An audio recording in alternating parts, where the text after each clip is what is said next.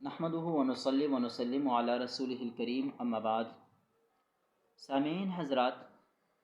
کچھ باتیں ایسی ہوتی ہیں جو زیر بحث نہیں لائی جاتی اور ہم کوشش کرتے ہیں کہ وہ زیر بحث نہ لائی جائے، لیکن کبھی کبھی ضرورت بن جاتی ہے اور انسان کی مجبوری ہو جاتی ہے کہ ان مسائل کو ڈسکس کیا جائے اور ان کے متعلق گفتگو کی جائے اور عوام کے سامنے حقائق کو پیش کیا جائے، خصوصاً اس وقت جب انسان دفاعی طور پر پھر اس قسم کی کوشش کرنے پر مجبور ہو جائے۔ آج ایسے ہی ایک قسم کی بات آپ کے سامنے عرض کرنی ہے۔ ایک چینل ہے یوٹیوب کی، اس پر باقاعدہ ایسے مضامین اور ایسی تقریریں اور ایسے بیانات اپلوڈ کیے جاتے ہیں جو قابل اعتراض ہوتے ہیں، جو تاریخی واقعات پر مشتمل تو ہوتے ہیں، لیکن ان کے اندر کوئی حقیقت اور صداقت نہیں ہوتی۔ پھر انسان مجبور ہو جاتا ہے کہ قوم کے سامنے حقائق کو بیان کر دیا جائے۔ ایسے ہی ایک بیان میں یہ بات سنی کہ حضرت عثمان رضی اللہ تعالیٰ عنہ کو جو شہید کر دیا گیا تھا، اس میں حضرت عائشہ صدیقہ رضی اللہ تعالیٰ عنہ نہ صرف یہ کہ ملوث تھی، بلکہ ان کے فتوی پر ہی ان کو قتل کر دیا گیا تھا۔ اور وہ حضرت کہتا ہے کہ حضرت عائشہ صدیقہ رضی اللہ تعالی عنہا نے حضرت عثمان رضی اللہ تعالی عنہ کو ایک یہودی کے ساتھ تشبیہ دیتے ہوئے ان کو کافر قرار دے دیا تھا اور یہ کہا تھا کہ تم ان کو قتل کر دو۔ واقعہ یہ ذکر کرتے ہیں کہ عبد بن ام کلاب وہ حضرت عائشہ صدیقہ رضی اللہ تعالی عنہا سے مقام صرف ملے۔ حضرت عائشہ صدیقہ رضی اللہ تعالی عنہا نے ان سے حال احوال پوچھے اور حضرت عثمان رضی اللہ تعالی عنہ کے قتل اور ان کے بعد کے واقعات اور حالات زار سے متعلق استفسار کیا، تو عبد بن ام کلاب نے ان کو یہ خبر دے دی کہ حضرت عثمان رضی اللہ تعالی عنہ شہید کر دیے گئے، اور پھر 8 دن تک معاملہ یوں رہا، اور پھر جو ہے اہل مدینہ کے اجتماع سے یہ بات طے پائی کہ حضرت علی المرتضی رضی اللہ تعالی عنہ کو خلافت کے لیے چن لیا گیا اور اب وہ امیر المؤمنین منتخب ہو گئے۔ اس پر حضرت عائشہ صدیقہ رضی اللہ تعالی عنہا نے کہا کہ یہ زمین اور آسمان باہم ملتے کیوں نہیں کہ حضرت علی رضی اللہ خلیفہ بنا دیے گئے۔ اس پر حضرت عائشہ صدیقہ رضی اللہ تعالی عنہا مکہ مکرمہ گئی اور وہاں پر یہ کہا کہ میں حضرت عثمان رضی اللہ تعالی عنہ کے خون کا بدلہ لوں گی اور ان کا قصاص لوں گی، اور اس کے لیے لوگوں کو دعوت دی۔ عبد بن ام کلاب کہتا ہے کہ میں نے حضرت عائشہ صدیقہ رضی اللہ تعالی عنہا سے کہا کہ آپ ہی نے تو اسے ایک یہودی شخص ناسل کے ساتھ تشبیہ دیتے ہوئے ان کو کافر قرار دے دیا تھا، اور آپ نے یہ کہا تھا کہ ان کو قتل کر دو۔ اس پر حضرت عائشہ صدیقہ رضی اللہ تعالی عنہا نے کہا کہ موت سے قبل جن لوگوں نے ان کو قتل کر دیا ان لوگوں نے ان سے توبہ لیا تھا، اور اس نے توبہ کیا بھی تھا، اس وجہ سے اب وہ مسلمان تھا اور ان کا قتل حرام تھا، لہٰذا وہ مظلوم قتل کر دیے گئے، اور میں ان کا بدلہ یا ان کا قصاص لوں گی۔ اور اس کا مطالبہ کروں گی، جس پر عبد بن ام کلاب نے حضرت عائشہ صدیقہ رضی اللہ تعالی عنہا کو مخاطب کرتے ہوئے یہ بات کہی کہ یہ ساری سازشیں، یہ ساری لڑائیاں اور جنگیں، یہ ساری شورش تیری ہی وجہ سے ہیں، اس کی ابتدا تجھ ہی سے ہیں، اور یہ تبدیلیاں بھی تجھ ہی سے ہیں، تیری ہی وجہ سے یہ ہواؤں، جنگوں کی ہوائیں چل رہی ہے، اور یہ بارش برس رہی ہے، اور تو نے ہی امام کو قتل کرنے کا حکم دے دیا تھا، اور تو نے ہی ہمیں کہا تھا کہ وہ کافر ہو چکا ہے۔ ہم نے آپ کے فتوے کے مطابق آپ کی اطاعت کر دی، اب ان کا قاتل ہمارے سامنے کھڑا ہے۔ مطلب اس کا یہ تھا کہ ہمارے سامنے اس کا قاتل کھڑا ہے، مطلب حضرت عائشہ صدیقہ رضی اللہ تعالی عنہا سے تھا۔ آگے اور بھی اشعار ہیں لیکن وہ غیر متعلق ہے۔ ان اشعار اور اس واقعے کے سہارے وہ شیعہ حضرت کہتے ہیں کہ حضرت عثمان رضی اللہ تعالی عنہ کو حضرت عائشہ صدیقہ رضی اللہ تعالی عنہا نے قتل کروایا، شہید کروایا، اور پھر وہ ایک اصطلاح کہتے ہیں کہ یہ سیاسی پنترے تھے جو وہ بدلتی رہی۔ پہلے حضرت عثمان رضی اللہ تعالی عنہ کے خلاف تھی، اور جب حضرت علی المرتضیٰ رضی اللہ تعالی عنہ خلیفہ منتخب کر دیے گئے تو حضرت عائشہ صدیقہ رضی اللہ تعالی عنہا نے سیاسی پالیسی کو بدلتے ہوئے، انہوں نے سیاسی پینترے کو بدلتے ہوئے دوسرا رخ اختیار کیا، اور حضرت عثمان رضی اللہ تعالی عنہ کو مظلوم قرار دے دیا اور قصاص لینے کے لیے آگے بڑھی۔ یہ ایک روایت ہے تبری میں، جلد نمبر 2 صفحہ نمبر 1349۔ یہ دار ابن حزم بیروت سے چھپا ہوا نسخہ ہے میرے پاس، اس میں یہ واقعہ ذکر ہے۔ اب اس واقعے کی حالت زار کیا ہے وہ آپ دیکھیں کہ واقعہ تو تاریخ تبری میں ذکر کر دیا گیا ہے، لیکن اس کی جو سند ہے اس سند کو دیکھیں۔ آغاز ہی میں کہتے ہیں حدثنا عمرو بن سعد عن اسد بن عبد اللہ عمن ادرک من اہل العلم۔ کہتے ہیں اسد بن عبداللہ روایت کرتا ہے، کس سے روایت کرتا ہے؟ عمن ادرک من اہل العلم، ان سے جو اس نے اہل علم میں سے پائے۔ اب اہل علم میں سے کس سے یہ بات نقل کی جا رہی ہے اس کا کوئی پتہ نہیں، تو اس روایت کی بنیاد جہالت کے اوپر ہے، اور یہ مجہول راوی کی روایت ہے جس کے نہ نام کا پتہ ہے، نہ اس کے علمی شان کا پتہ ہے، مقام کا پتہ ہے، اور نہ اس کے ضعیف ہونے یا اس کے ثقہ ہونے کا پتہ ہے۔ اگر اس قسم کی روایتوں کو قابل اعتبار ٹھہرایا جائے اور ان کے سہارے اتنے بڑے الزامات اور تہمتیں لگائی جائے اور یہ لگانا جائز قرار پا جائے، تو پھر اسی تاریخی تبری میں 2 اوراق پلٹ کر اگلے صفحہ نمبر 1353 پر ایک اور روایت ہے، اور اس روایت میں جو قائل ہے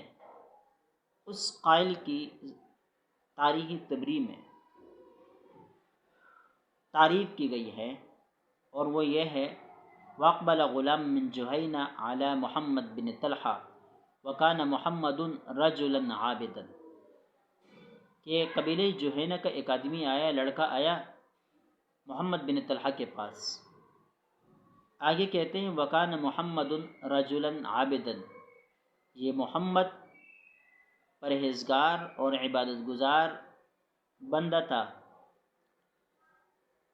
ان سے اس نوجوان نے، اس لڑکے نے پوچھا اخبرنی عن قتلۃ عثمان،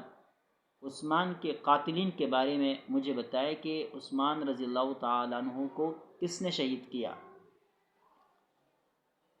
اس پر محمد بن طلحہ نے کہا کہ حضرت عثمان رضی اللہ تعالیٰ عنہ کا خون 3 آدمیوں کے سر ہے، 3 آدمیوں کے اوپر تقسیم ہے، گویا کہ 3 آدمی ان کے قاتل ہیں۔ ان میں سے ایک ثلث علی صاحبۃ الہودج، 1/3 حصہ اس ہودج والی کے اوپر ہے، مراد حضرت عائشہ صدیقہ رضی اللہ تعالی عنہا تھی۔ وثلث علی صاحب الجمل الاحمر، اور 1 ثلث اس سرخ اور لال اونٹ والے کے اوپر ہے، یعنی طلحہ۔ وثلث علی علی بن ابی طالب، اور 1 ثلث حضرت علی بن ابی طالب رضی اللہ تعالی عنہ کے اوپر ہے، گویا کہ یہ تینوں مل کر حضرت عثمان رضی اللہ تعالی عنہ کے قاتل بنتے ہیں۔ اب ان کے بارے میں باقاعدہ جس آدمی نے حضرت محمد بن طلحہ سے یہ سوال کیا تھا، اس آدمی نے اس واقعے کو اشعار کے لباس میں بھی پیش کیا ہے۔ کہتے ہیں سألت ابن طلحة عن هالك بخوف المدینة لم يقبری فقال 3 رہط ہم امات ابن عفان، کہ 3 آدمی ہیں جنہوں نے ابن عفان یعنی عثمان بن عفان رضی اللہ تعالیٰ عنہ کو مارا۔ تو یہاں اس روایت کے اندر آپ دیکھیں کہ یہاں حضرت علی رضی اللہ تعالیٰ عنہ کو حضرت عثمان رضی اللہ تعالیٰ عنہ کا قاتل قرار دے دیا جاتا ہے۔ اب اگر محض روایتوں کی بنا پر اس قسم کی تہمتیں لگانا، اس قسم کے الزامات لگانا جائز قرار پا جائے، اور اس روایت کی بنا پر حضرت عائشہ صدیقہ رضی اللہ تعالی عنہا کو مورد الزام ٹھہرایا گیا، تو کیا اس روایت کا سہارا لے کر کوئی حضرت عثمان رضی اللہ تعالی عنہ کی شہادت اور ان کے قتل کا ملبہ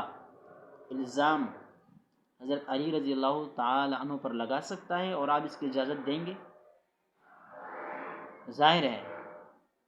ہم ان روایتوں کی بنا پر نہ حضرت عائشہ صدیقہ رضی اللہ تعالی عنہ کے اوپر الزام لگاتے ہیں، اور نہ حضرت علی رضی اللہ تعالی عنہ کے اوپر الزام لگاتے ہیں، لیکن بات تمہاری بن جاتی ہے کہ تم کیا کرو گے۔ یہ ہو گئی ایک بات۔ دوسری بات عرض کرتا ہوں کہ یہ آدمی اپنی اس ویڈیو میں بار بار کہتا ہے کہ یہ کتابیں اہل سنت کی ہیں، اور اہل سنت ہی ان کو چھاپ رہے ہیں اور ان کے ترجمے کر رہے ہیں، اور پھر وہ اردو ترجمے ہی سے استدلال کرتے ہوئے عبارتیں پڑھ پڑھ کر لوگوں کو بتاتا ہے کہ واقعہ یہی لکھا گیا ہے۔ کہتے ہیں اگر یہ واقعات سچ نہیں ہیں، حق نہیں ہیں، صحیح نہیں ہیں، غلط ہیں، تو کتابوں سے حذف کر دیا جائے، مٹھا دیا جائے، ان کتابوں کی اشاعت پر پابندی لگائی جائے۔ یہ صرف تاریخی کتابوں کے حوالے سے وہ نہیں کہتے،